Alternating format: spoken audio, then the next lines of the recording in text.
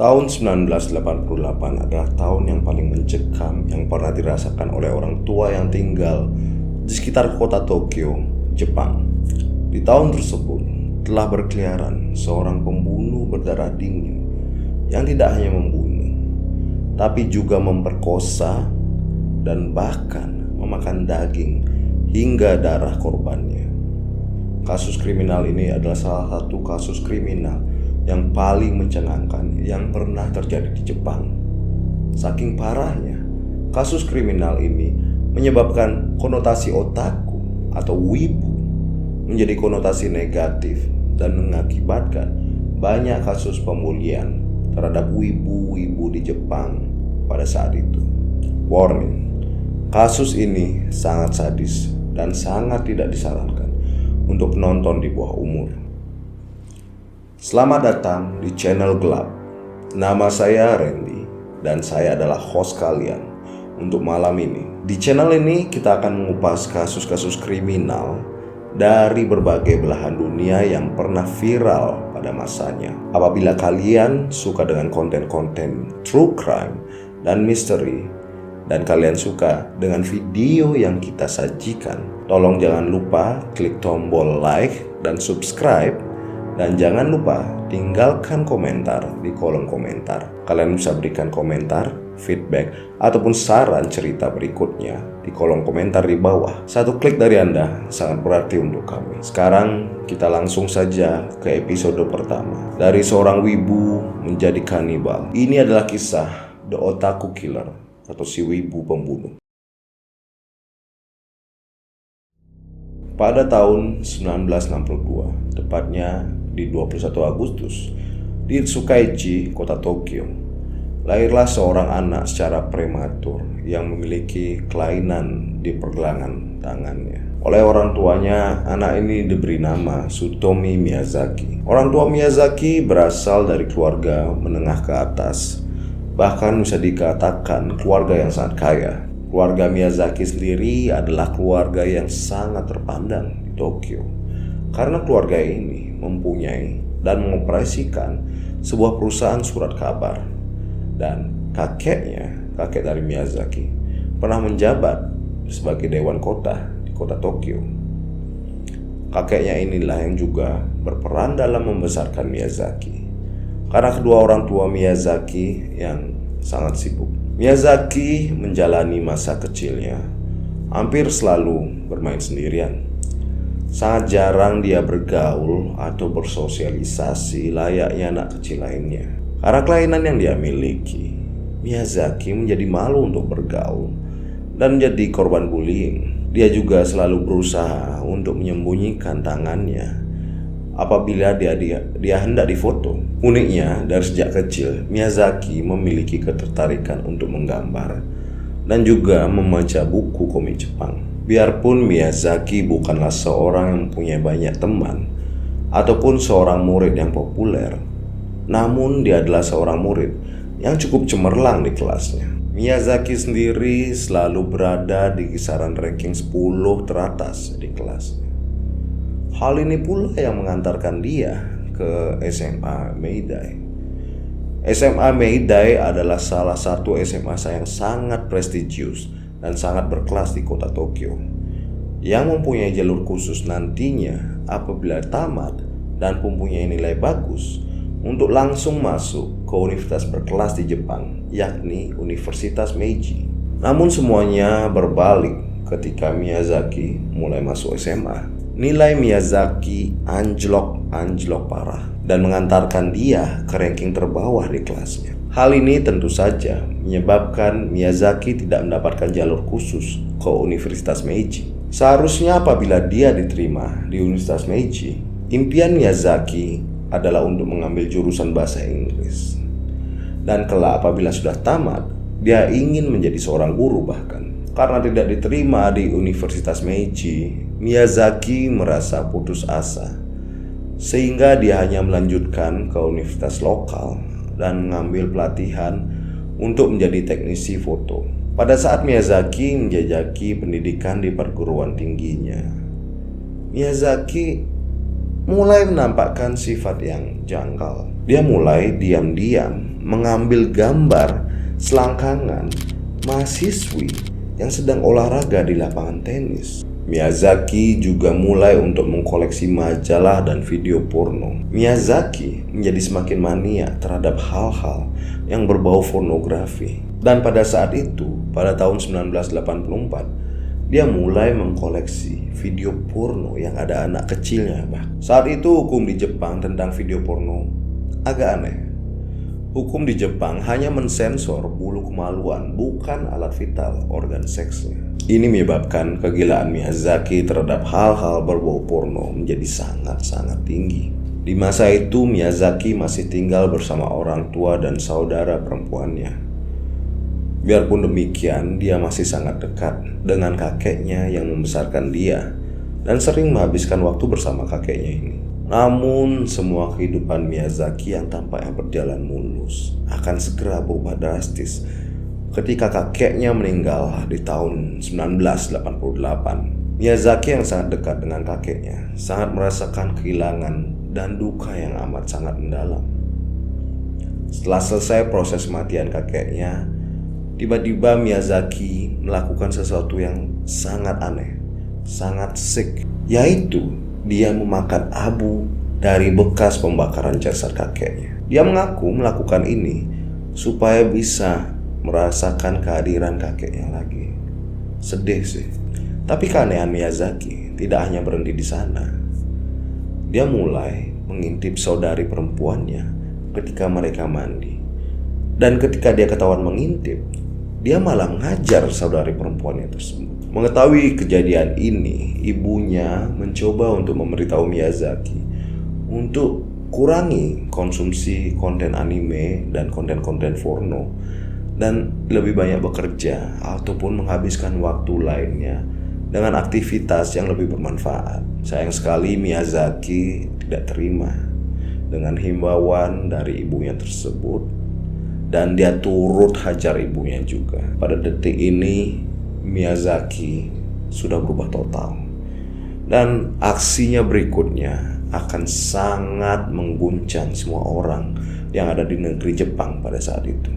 Di suatu hari di tanggal 22 Agustus 1988, seorang anak perempuan bernama Mari Kono, umur 4 tahun, sedang bermain di rumah temannya di kota Tokyo, Jepang. Sedang asik bermain, tiba-tiba datang seorang sosok pria menghampiri Mari dan mengajaknya pergi. Mari yang polos ikut saja dengan ajakan orang tersebut. Di rumah keluarga Kono, ayah Mari, Shigeo Kono, sedang gelisah karena putri kecilnya hingga larut malam tidak kunjung pulang. Hingga beberapa hari berselang, keberadaan Mari belum juga diketemukan. Pihak keluarganya dan kepolisian sudah bersiap untuk kemungkinan terburuk. Namun setelah beberapa saat setelah hilangnya Mari, mulai muncul teror terhadap keluarga Kono. Telepon mulai sering berdering, namun ketika diangkat tidak ada perkataan yang muncul dari ujung sana. Yang ada hanyalah suara nafas yang berat berulang-ulang terus. Kejadian ini terus berkali-kali dan menambah kepedihan keluarga dari Kono. Dan sampai di sana suatu hari tiba sebuah kartu pos dari pengirim tanpa nama dan tanpa alamat sampai di rumah keluarga Kono. Isi dari kartu pos tersebut membuat sirna semua harapan dari keluarga Mari Kono. Isinya adalah sebagai berikut: Marisan, Kotsu, Kaso, Chosa Shite, Somei Shite, yang ditranslasikan ke bahasa Indonesia sebagai berikut: Mari, kremasi, tulang, investigasi, dan bukti. Namun yang paling mencengangkan bukan pesan tersebut, namun isi dari box yang ikut dikirim bersama kartu pos tersebut. Di dalam box tersebut terdapat serbuk berwarna abu-abu, foto baju terakhir Mari Kono, dan juga beberapa gigi anak kecil. Belakangan diketahui bahwa serbuk tersebut adalah tulang-tulang dari Mari, dan gigi tersebut juga adalah gigi dari Mari Kono sendiri. Saat itu polisi Jepang belum tahu apa yang akan mereka hadapi selanjutnya. Sampai pada tanggal 3 Oktober 1988, siang hari di prefektur Saitama, kota Tokyo, Jepang, Sedang berjalan pulang dari sekolahnya, seorang putri kecil bernama Masami Yoshizawa. Dikala itu jangan heran apabila anak kecil pulang sendirian dari sekolah ke rumah mereka tanpa perantara orang tua maupun penjaga.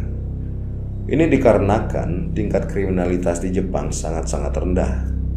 Bahkan bisa dibilang sangat jarang ada kasus kriminal. Sedang asik berjalan sambil mengamati sekitarnya, Masami tiba-tiba dihampiri seseorang yang tidak dia kenal. Sosok misterius ini menawarkan diri untuk mengantarkan Masami pulang naik mobil yang ia kendarai balik ke rumah Masami. Karena keleguan Masami Yoshizawa, dia turut mengikuti ajakan sosok misterius dan masuk ke dalam mobilnya. Mereka pun injak gas dan hilang di telan bumi. Hingga esok hari, Masami tidak kunjung pulang dan akhirnya keluarga Yoshizawa menelpon polisi untuk melaporkan orang hilang. Polisi yang mengetahui bahwa beberapa bulan sebelumnya ada kasus serupa langsung mengaitkan kejadian ini dengan kasus Marikono. Betul saja, Masami tidak kunjung pulang ke rumah, bahkan berminggu-minggu setelah dia hilang. Polisi langsung mengetatkan pengamanan dan membuat pengumuman untuk semua keluarga di kota Tokyo bahwa ada kasus pembunuhan anak yang belum terselesaikan hingga saat ini, dan seluruh orang tua harus waspada. Namun mengingat kota Tokyo adalah kota metropolitan yang dimana warga yang sangat sibuk, pasti ada saja kelalaian yang terjadi. Tepat di tanggal 12 Desember 1988, 2 bulan setelah kasus hilangnya Masami Yoshizawa, hidup di tengah kota Tokyo yang ramai, terdapat seorang putri kecil bernama Erika Namba, yang pada saat itu berusia 4 tahun. Erika sedang bermain di sekitaran rumahnya, dan orang tuanya pada saat itu sangat sibuk mengerjakan pekerjaan rumah di dalam rumah mereka.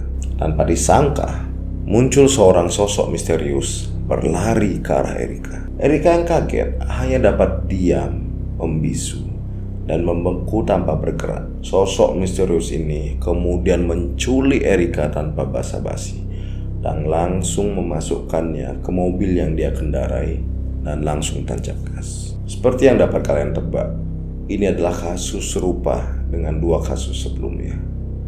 Yang membuat kasus ketiga ini berbeda adalah 3 hari setelah kejadian, jasad Erika ditemukan di tempat parkir dekat area hutan di Tokyo. Parahnya lagi, keluarga Erika Namba mendapati surat pada tanggal 20 Desember tanpa nama pengirim dan alamat yang berisi tulisan dalam bahasa Jepang, Erika Kaze Seki Nodo Raku Shi, yang ditranslasikan sebagai berikut: Erika dingin, batuk, tenggorokan, kenyamanan, dan kematian. Jelas, ini adalah surat yang memiliki motif yang sama dengan surat yang dikirim ke keluarga Marikono, korban pertama. Polisi sudah tahu dari awal, kemungkinan sangat besar sosok di belakang penculikan dan pembunuhan anak-anak kecil belakangan ini adalah orang yang sama. Semua langkah dikerahkan untuk mencari pelaku. Patroli diketatkan. Polisi keliling ke rumah-rumah orang tua yang masih memiliki anak di bawah 10 tahun untuk mengingatkan mereka untuk terus memperhatikan anak-anak mereka dan jangan sampai anak mereka dibiarkan sendirian di luar rumah. Dengan meningkatnya patroli polisi dan ketatnya penjagaan terhadap anak-anak di bawah umur, tidak ada lagi kasus yang terjadi beberapa bulan setelah kasus terakhir. Dengan berkurangnya pemberitaan kasus ini, berkurang juga pengawasan terhadap anak-anak tersebut.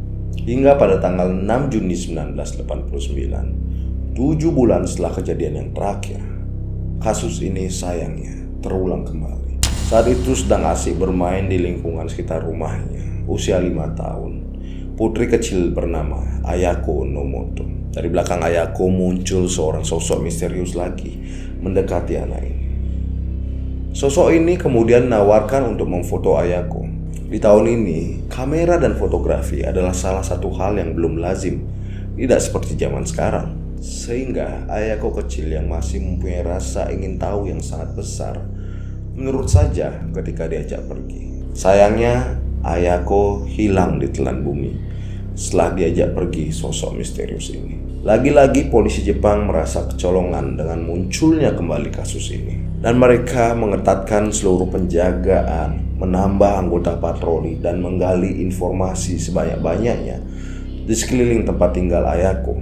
Dengan tidak adanya CCTV seperti zaman sekarang dan tidak adanya saksi mata yang bisa memberikan kesaksian berarti, penyelidikan polisi berakhir buntu juga, sama dengan kasus anak hilang yang sebelumnya. Namun, Pak Polisi di Jepang sangat-sangat tidak menyangka bahwa terobosan terbesar kasus ini akan datang 1 bulan setelah kejadian hilangnya Ayako.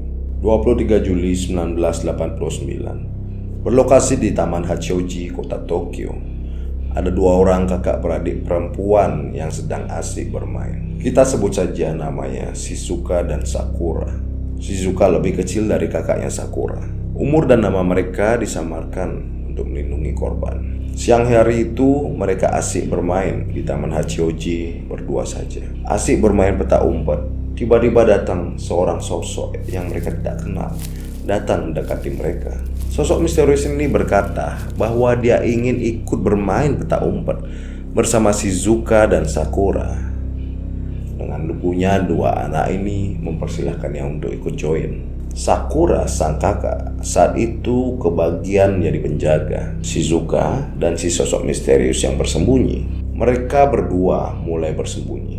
Sosok misterius ini mengajak Shizuka bersembunyi di dalam mobil yang ia kendarai supaya kakaknya tidak melihat mereka. Shizuka mengangguk saja dengan ajakan ini.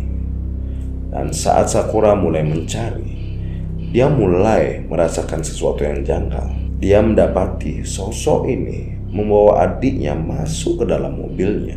Terentak dia teringat kasus penculikan anak yang terjadi beberapa saat belakangan ini. Ketakutan mengira adiknya akan diculik, Sakura berlari sekuat tenaga pulang ke rumahnya yang berjarak sangat dekat dengan Taman Hachioji. Dia langsung berteriak memanggil ayahnya. "Ayah, ayah!" Ayah yang kaget keluar rumah dan bertanya, "Ada apa?" Sakura langsung menjelaskan kejadian yang baru saja terjadi dengan terhengal-hengal.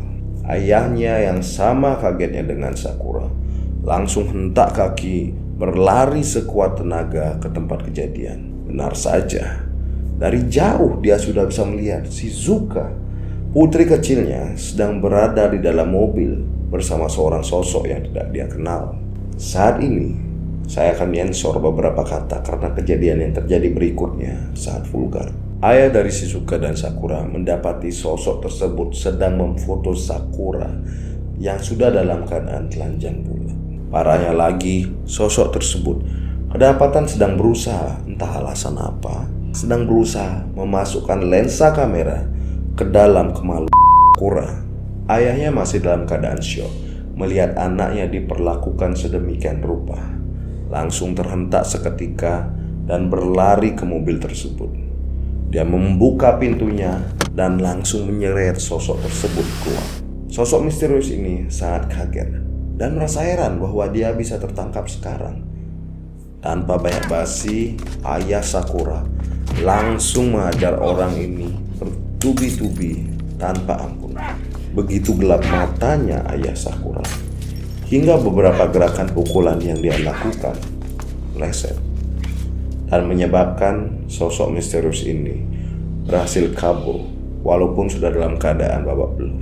Ayah Sakura kemudian langsung menelpon polisi dan mengabarkan kejadian tersebut. Polisi yang langsung sigap datang ke lokasi karena mereka tahu bahwa kemungkinan besar ini adalah orang yang mereka cari dalam kurun waktu setahun belakangan ini, yang bertanggung jawab terhadap semua kasus penculikan dan pembunuhan anak yang sudah terjadi. Sampai di tempat kejadian, polisi langsung memasang perangkap dan bersembunyi di sekitar mobil pelaku. Polisi punya firasat bahwa pelaku akan kembali cepat atau lambat untuk mengambil mobilnya.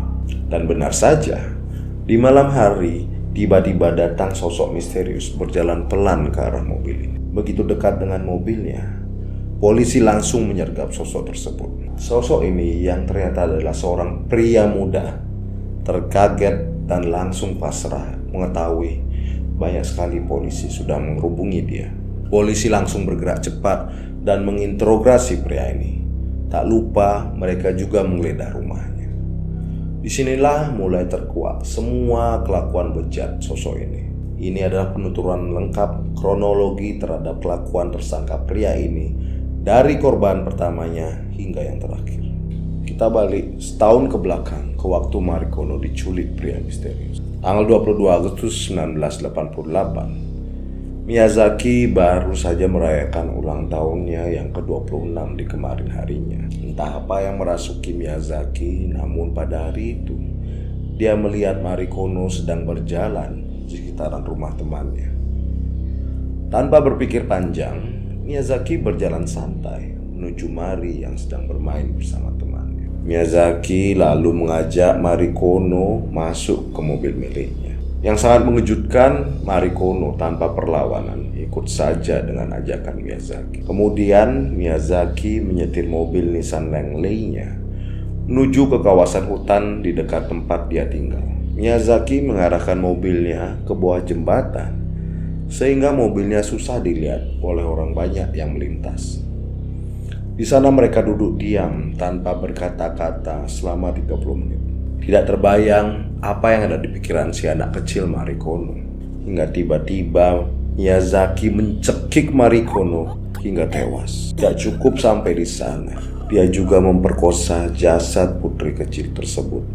Miyazaki memperkosanya berkali-kali, hingga akhirnya dia membuang jasadnya di bukit di sekitaran kawasan hutan tersebut dan membawa pulang baju yang dikenakan Marikono. Beberapa hari setelah kejadian, Miyazaki berkali-kali mengunjungi tempat kejadian dan akhirnya dia memutuskan untuk memotong tangan dan kaki jasad tersebut dan juga mengambil beberapa giginya dan dibawa pulang. Kemudian Miyazaki membakar tulang-tulang dari jasad Kono yang dia bawa pulang dan dia hancurkan sisa tulangnya hingga menjadi serbuk. Tidak cukup membawa kesedihan bagi keluarga Marikono dengan membunuh anak dari keluarga mereka, Miyazaki juga melakukan teror kepada keluarga yang sedang berduka tersebut. Hingga detik itu keluarga belum tahu nasib dan keberadaan putri mereka, sehingga mereka sangat kaget, sedih dan marah ketika ada orang yang ngeprank dan meneror keluarga yang sedang berduka ini. Miyazaki entah apa yang merasukinya, nelpon keluarga Kono berkali-kali dan setiap teleponnya diangkat, dia tidak bersuara, tapi hanya bernapas sangat dekat di gagang teleponnya.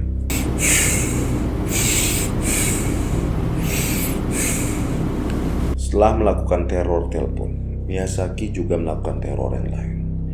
Dia mengirimkan sisa tulang yang sudah berbentuk serbuk yang sudah dihancurkan, foto baju terakhir yang dipakai Marikono, dan juga beberapa buah giginya yang dia copot dari jasad Mari. Dia masukkan semua itu ke dalam box dan mengirimnya ke alamat rumah keluarga Kono, ditambah dengan kartu pos yang berisi tulisan Marisan, Kotsu, Kaso, Chosashite, Someishite, translasi Mari, kremasi, tulang, investigasi, dan bukti. Tidak lama setelah korban yang pertama, Miyazaki merasakan kepuasan yang amat sangat. Dia menjadi haus darah dan sangat berkeinginan untuk mengulangi tindak kriminal yang dia lakukan. Hingga pada akhirnya, pada tanggal 3 Oktober 1988, Miyazaki sedang berkeliling di sekitar prefektur Saitama dan menjumpai Masami Yoshizawa yang berusia 7 tahun sedang berjalan pulang ke rumah. Miyazaki mendekati Yoshizawa dan menawarkannya untuk mengantarkannya pulang dengan mobil. Yoshizawa karena sangat lugu menyingkapinya. Kemudian Miyazaki melakukan hal yang sama persis dia lakukan dengan Marikono. Dia membawa mobilnya ke tempat yang sama, yaitu di bawah jembatan, dan membunuh Yoshizawa dengan keji. Tak lupa dia juga memperkosa jasad Yoshizawa berkali-kali dan kemudian membuang jasadnya di bukit sekitar. Namun baju korbannya dia bawa pulang untuk kali ini. Semakin merasa puas, Miyazaki melanjutkan misi bejatnya dan mencari korbannya yang ketiga. Pada tanggal 12 Desember 1988, dia mendapati Erika Namba yang berusia 4 tahun dan langsung menculiknya. Berbeda dengan korban sebelumnya, kali ini Miyazaki enggan berbasa-basi dan langsung memaksanya masuk ke mobil. Dia kemudian melakukan hal yang sama persis. Namun sebelum dia membunuh Erika, dia memfoto Erika terlebih dahulu. Setelah dia melakukan perbuatan kejinya, Miyazaki mengikat tangan dan kaki Erika, membungkusnya dengan sarung kasur, kemudian menaruh jasadnya di bagasi mobilnya. Jasad Erika kemudian dia buang di tempat parkir di sekitar area tersebut dan bajunya dibuang di area. Jasad Erika diketemukan pihak berwajib 3 hari kemudian. Miyazaki kemudian mengulangi teror bejatnya seperti yang dia lakukan ke keluarga Marikono. Tanggal 20 Desember 1988, keluarga Erika Namba menemukan kartu pos yang berisi kolase tulisan Erika Kaze Seki Nodo Raku Shi, yang ditranslasikan Erika dingin, batuk, tenggorokan, kenyamanan, dan kematian. Tidak puasnya dengan 3 korban, Miyazaki melanjutkan killing spree-nya ke korban keempat. Dan korban keempatnya inilah merupakan aksi Miyazaki yang paling brutal. Tanggal 6 Juni 1989, Miyazaki menculik Ayako Nomoto yang berusia 5 tahun. Dengan cara berpura-pura ingin memfoto Ayako, Miyazaki berhasil meyakinkan Ayako untuk ikut dengannya. Kemudian seperti korban yang lainnya, dia membunuh Ayako tanpa berpikir panjang. Namun kali ini berbeda dengan korban sebelumnya. Miyazaki membawa pulang jasad Ayako. Di rumahnya, Miyazaki melakukan perbuatan yang amat sangat bejat dengan memperkosa jasad tersebut selama 2 hari nonstop, ditambah dengan memfoto dan memvideokan kegiatannya tersebut dengan berbagai posisi. Ini sudah sangat gila sekali. Tapi tidak cukup sampai di sana. Miyazaki masih punya kelakuan yang lebih gila lagi. Dia potong tangan dan kaki jasad tersebut. Dia minum darahnya dan dia bahkan memakan daging dari jasad tersebut. Ini sangat sudah di luar nalar. Ketika jasad Ayako sudah membusuk, Miyazaki memotong-motong tubuhnya dan membuang tubuhnya secara acak di sekitar kota Tokyo. Potongan badannya dia buang di kuburan dan kepalanya dia buang di bukit terdekat. Namun setelah itu Miyazaki takut ketahuan polisi apabila jasadnya ditemukan, sehingga dia balik dan dia ambil lagi potongan tubuh tersebut dan dia simpan di lemari di rumahnya. Sebulan setelah korban yang terakhir, Miyazaki kembali didatangi nafsu haus darah membunuhnya. Sehingga pada tanggal 23 Juli 1989, Miyazaki kembali berkeliling di sekitar kota Tokyo dan mendapati 2 orang kakak beradik perempuan yang sedang bermain di Taman Hachioji. Miyazaki kemudian berhasil memisahkan adik yang lebih muda dari kakaknya dan membawanya langsung ke mobilnya. Si kakak yang sangat terkejut oleh kejadian ini lari sekuat tenaga pulang ke rumahnya dan memanggil ayah. Ayahnya yang juga terkejut atas apa yang diberitakan putrinya ini berlari ke arah Taman Hachioji dan mendapati Miyazaki sedang memfoto putrinya yang kecil di dalam mobilnya. Miyazaki bahkan kedapatan sedang melucuti pakaian anak tersebut dan hendak memasukkan lensa zoom ke dalam kelamin anak itu. Sangat marah, sang ayah akhirnya berhasil menyelamatkan anaknya dari tindakan keji Miyazaki dan langsung menghajar Miyazaki. Sayangnya, Miyazaki berhasil melarikan diri dari pukulan babi buta dari ayah anak tersebut. Beberapa saat kemudian, sesuai dengan tebakan polisi yang datang setelah mendapat laporan dari ayah tersebut, Miyazaki kembali ke tempat kejadian untuk mengambil mobilnya. Polisi yang sudah bersembunyi dari tempat kejadian akhirnya keluar untuk menyergap Miyazaki dan meringkusnya dan langsung memborgolnya.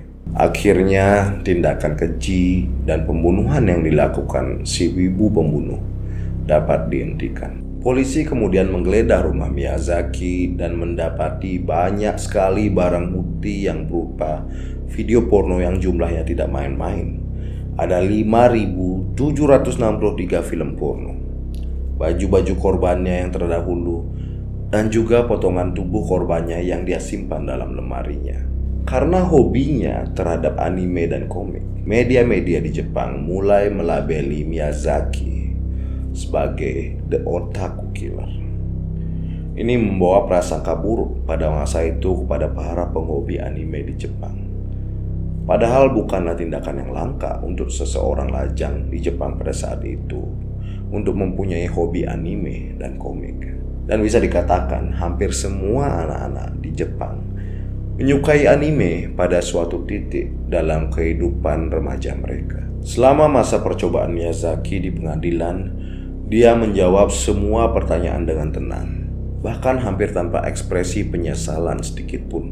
Ketika ditanya alasannya kenapa dia membunuh dan memperkosa anak-anak ini, dia mengatakan bahwa dia mempunyai alter ego atau kepribadian ganda yang bernama Red Man atau manusia tikus yang tinggal di dalam dirinya dan memaksa dia untuk melakukan semua hal-hal keji yang telah dia lakukan. Masa pengadilan Miyazaki berjalan sangat lambat karena banyak hal. Salah satu alasan utama ialah karena beberapa dokter dan tim ahli melabeli Miyazaki mengidap kelainan jiwa, sehingga ada kemungkinan dia bisa mengelak dari hukuman gantung, menghadapi tekanan dan harus menahan malu atas tindak kriminal anaknya. Ayah Miyazaki tidak mau membayar sepeser pun untuk biaya pengacara dan akhirnya memilih untuk bunuh diri pada tahun 1994. Palu putusan hakim sendiri akhirnya bergaung pada tanggal 14 April 1997. Miyazaki dijatuhi hukuman mati dan pada tanggal 17 Juni 2008, Miyazaki akhirnya dihukum gantung di penjara Tokyo. Hingga saat ini, 3 dekade kemudian, kejahatan keji Miyazaki yang sangat di luar nalar masih segar dalam ingatan orang-orang, terutama keluarga dari keempat korban meninggal. Perbuatan Miyazaki tentunya menjadi salah satu sumbu utama dimulainya konotasi negatif terhadap para otaku atau wibu, tidak hanya di Jepang, tapi di belahan bumi lainnya. Hingga detik ini masih ada konotasi negatif terhadap julukan wibu. Namun perlahan tapi pasti konotasi ini semakin jadi konotasi positif, karena tentunya mayoritas dari wibu bukanlah seorang pembunuh, namun seseorang yang suka dengan anime, komik, dan hal-hal pop culture lainnya. Saya sendiri bisa dianggap sebagai wibu karena saya juga suka dengan komik dan pop culture dari Jepang juga. Kita sudah berada di penghujung video dan saya sangat berterima kasih atas perhatian yang kalian berikan kepada episode ini. Apabila kalian suka dengan video ini, jangan lupa klik tombol like dan subscribe, dan juga berikan saran untuk cerita-cerita berikutnya di kolom komentar. Kita berusaha untuk upload seminggu sekali, jadi sampai ketemu di kasus kriminal ataupun misteri berikutnya minggu depan. Saya host kalian, Randy. Terima kasih dan sampai jumpa.